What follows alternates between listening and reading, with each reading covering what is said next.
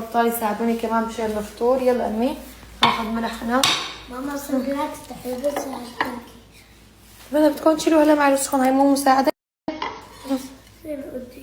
اوكي وهي كمان البيت كمان شو تفطر طيب. يلا ماما انا بشيله هذا، يلا ما بيأثر. روحوا ناخذ الخبز. انا شو اسمه ما كثير والله اشتهي على الاكل، بس بعد ما بدك تاكلي معنا قلت باكل لقمه معهم، بما انه هلا بس اشتغل انا بنسى الاكل.